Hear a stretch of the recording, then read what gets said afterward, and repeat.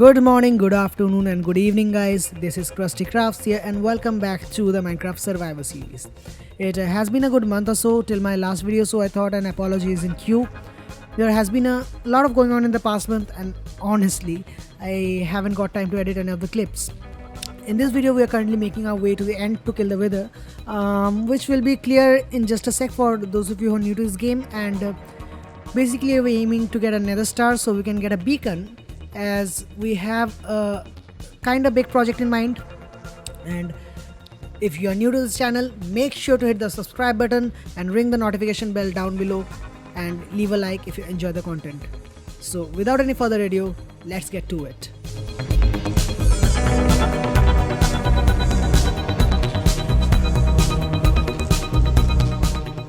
Once you have defeated the ender dragon, the gateway portal will light up, and all you have to do is dig a 5x5 below the bedrock of the gateway portal.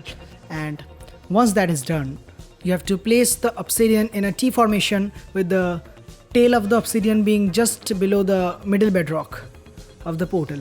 Now all you have to do is get some wither skelly skulls and some soul sand, and you can spawn in the wither. And skulls, 3 of them, right, 1 2 3 there, and there is the wither. As you can see, it's completely safe, but you do have to move away from the explosion or it will cause a lot of damage to you. I mean, like I mean, you have to agree, the explosion hit me all the way from over there. So anyways, all you have to do now is hit the wither a couple of times, and he should be down. And this method is completely safe. The head of the wither is inside the bedrock portal. He can't see you, he can't attack you, so just go for it. And obviously, after you kill the wither, your friend will pick up the nether star, make the beacon, and you will never be able to hold that nether star in your life. So yep, never mind, moving on. The game is working against me right now. I want to build a beacon, but I can't. I think the problem of ghost blocks is back, and we are doing a very clumsy job of building a beacon right here, so please ignore us. You must have heard from other YouTubers the term called freestyle building. So have you ever heard of freestyle digging? I didn't either. I learned it from Mr. Piccolo, and here is a glimpse of it. We are doing some freestyle digging here, absolutely massacring the landscape, and I don't know what to do with it. Basically, we're digging this big hole down to bedrock, and we are going to build a creeper farm in it. Obviously, you don't want to see the whole building process, so now I'm going to roll a time lapse with some music. Enjoy the time lapse and keep watching.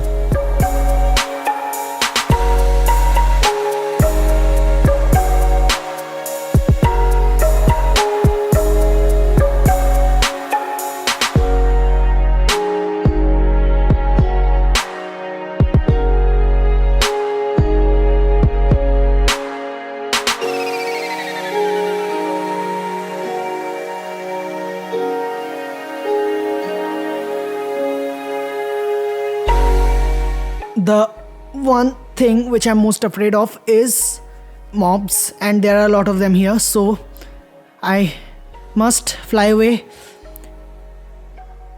using 27 of my rockets, because that's what heroes do.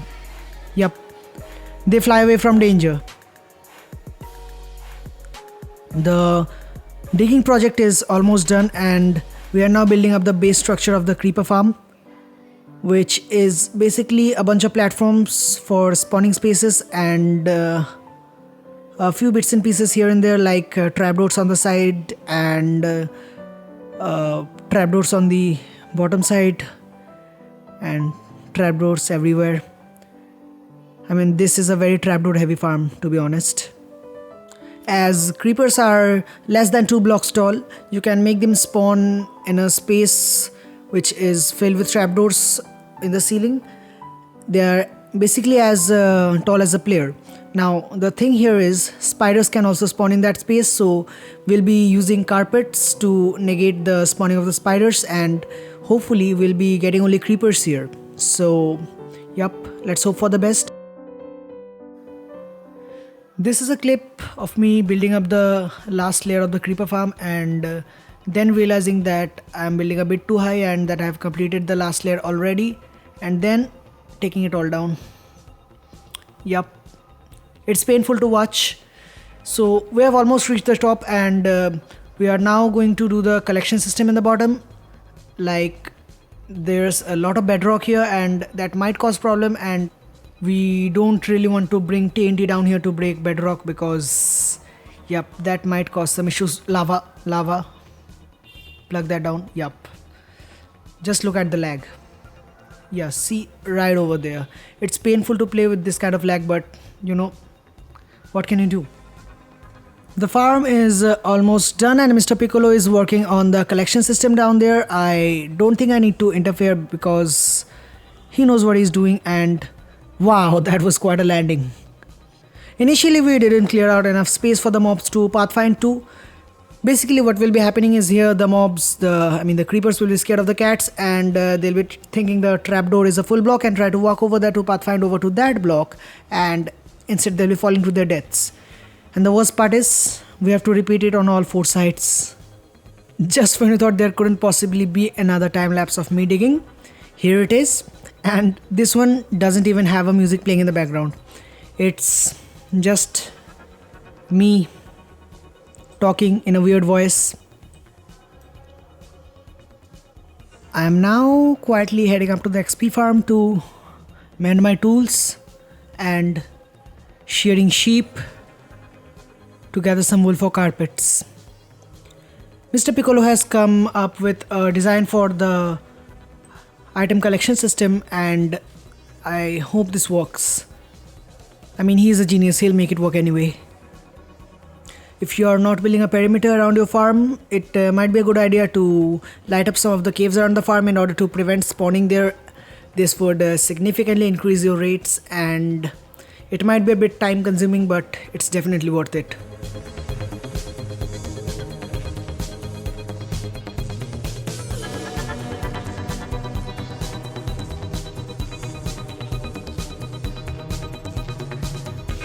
And with the last push of that minecart there, the collection system is finally ready, and now we can finally get onto carpet placement. So I'm trying my best to place the carpets in such a way so that I don't leave a 3x3 gap and spiders don't spawn there, and I think I'm going to need some help from online sources, to be honest. Digging around on the internet, I've found something that might work.